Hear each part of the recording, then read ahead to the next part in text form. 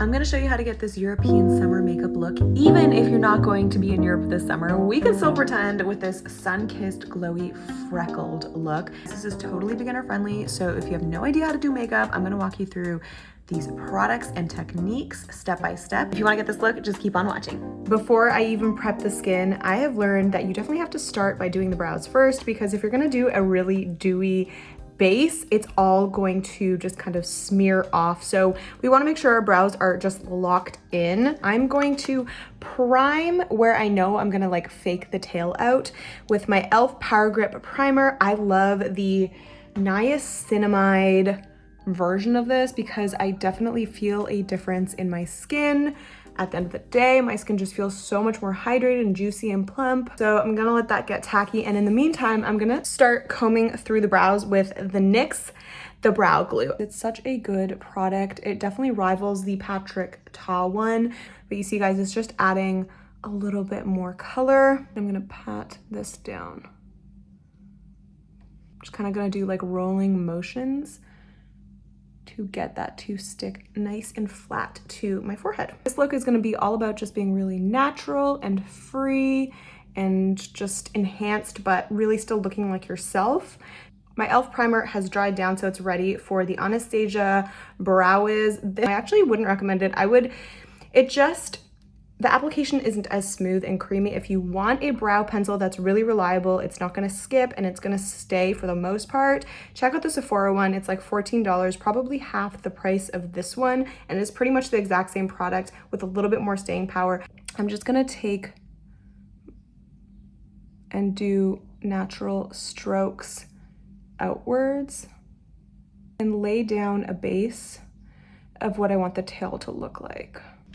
Really cute. My tail is not looking as sharp as I would like, so the last step for my brow is going to be taking the Anastasia Beverly Hills brow pen. This stuff is really good. The only thing is you definitely need to put a little bit on your hand before going in on your actual face because it's a little bit runny at first. You just kind of got to remove the excess product. Otherwise, it's not going to be as sharp. Okay. Now we are ready to prep the skin. So this is the Aesop SPF 25. You don't need anything this fancy for sure, but I really like this because it gives you a really glowy finish.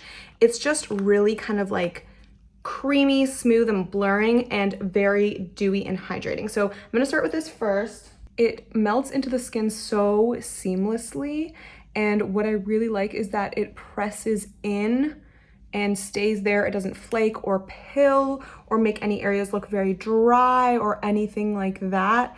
It's just a really nice base, and it's kind of therapeutic because it has this gorgeous like Aesop smell that I really love. It's kind of like a spa. I love doing this just like first thing in the morning. It's like a really nice self-care step. I like getting this down my neck as well, just to make sure that everything is protected. If we're having a European summer, you know we're gonna be outside and just exploring and enjoying. So I'm gonna take my e.l.f. Power Grip and just prime the areas that I know are gonna rub off during the day. Usually that's around my nose, especially the tip of my nose.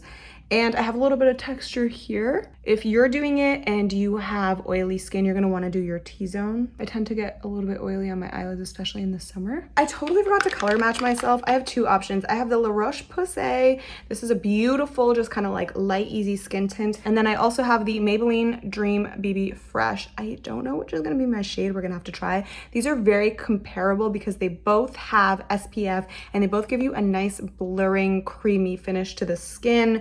Not too heavy, so you won't be able to see that you're wearing like a full foundation, especially if like you're throughout the day, you want to wear this on like a hot summer day. This is like perfect for bright light because it's not gonna like give you away. Let's color match and see. Well, that looks pretty perfect. Do you guys just see how it really just covered pretty nicely that freckle there? I think that looks like a pretty good match. This one does have a little bit more of an olive undertone, and it's in the shade Ultra Light, which I don't agree. This is pretty dark even for me, and I'm a Latin lady. This one is in the shade 120 Medium Sheer. The thing that I really love about this is that even though it does have a little bit more of an orange undertone than this one, which is a little bit more olive, I don't know what magic it has in it, but it always adapts to my skin. So let's see which one is a better match. I think they're both like pretty good. I'm gonna go with La Roche-Posay. This does a really good job of adding hydration and blurring the skin. I'm just being really careful not to disturb the brows because the brows will come off with this because it is just so kind of like creamy. So you guys can see it doesn't look like I'm wearing foundation.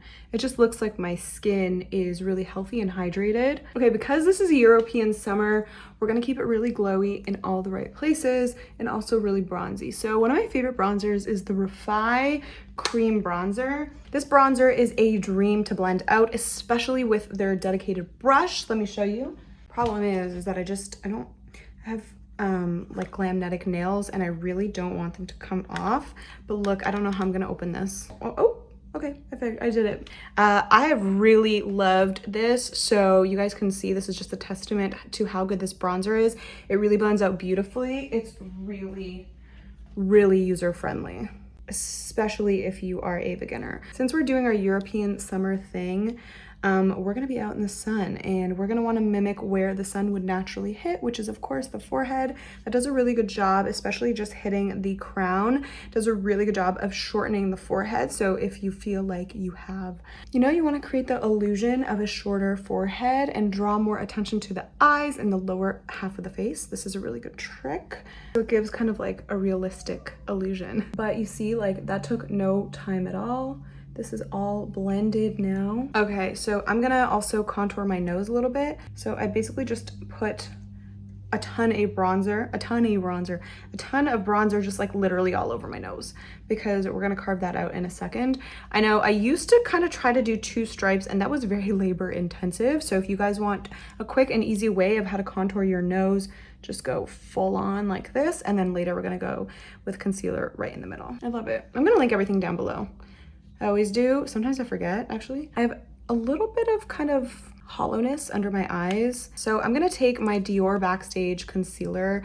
I've been using this for years. This is the only concealer that I use on myself. It gives you full coverage, but the only thing is, that's gonna be a lot. It will be crepey if you don't set it. So you do have to set it pretty much right away, and there's a way to set it, which I will show you in a second. I'm just pressing this into the skin, into the under eye area.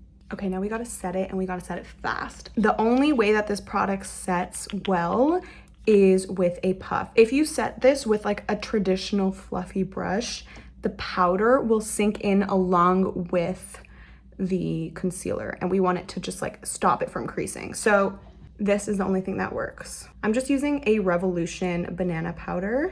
It's a little yellow, which I'm not loving. But the reason that we want to do this is because on our European summer, we don't want bags under the eyes. We're well rested. To keep the look monochromatic, I'm going to use this again, but I'm going to use this in the crease just to give a little bit of depth. And I'm using a fluffy blending brush. So it's kind of got this like orangey, sun-kissed look.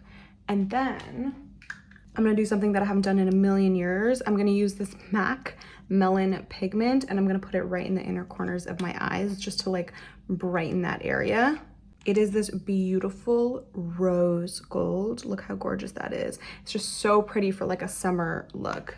I'm just gonna put it right in the corner. Not too much because I don't want it to look like I'm wearing makeup, but it just adds a little bit of brightness. Pretty. It's just something really subtle that you can do to add a little bit of like luminosity and attention to the eyes. Okay, so now what? We're gonna do blush. I'm gonna start with the Cheek Slime by Freck. This is a beautiful burnt orange color and it comes in a squeezy tube like this because it's actually a liquid. I love putting this down first before I put down my other cream blush. So look at this color, guys. That is so beautiful, so summery. Go in with my MAC 109S brush. This is a beautiful brush for laying down blush because it's diffused and it helps you find the exact placement just because of the size. So I'm gonna just blend this out a little bit on my hand and you guys can see like it's gonna give this beautiful sunset color. Picked up probably a little bit too much on my brush and I could see that right away. So I am just using my fingers to blend rather than the brush itself. I forgot how pigmented this formula is. Oh my gosh, it's crazy. But I'm not bringing it up too high because that's where my powder is, and I want to keep it pretty like awake looking in that area. But I want to add a pop in the center because I want to look really youthful for my European summer look. Very natural, very sun-kissed, and just want a little, you know, little action. For the pop in the center, I'm going to take this Tower 28 Beach Please Golden Hour blush. This has been used like every day of my life, but it is this beautiful cream that is similar in tone in the sense that it's kind of like got this readiness to it, but a little bit more orange. So this has some more brown, this has more orange. So placing this in the middle is just gonna give me that pop that I'm after. And everything is just looking so sun-kissed. I used to put it on my nose. Do we wanna do that? Maybe a little bit. A little bit? Yeah, it's cute. Okay, the skin is looking really fresh. I think I wanna add a little bit of like a cream highlighter. I'm gonna take my Charlotte Tilbury Halo Glow. What's this called? No, Beautiful. What is this called?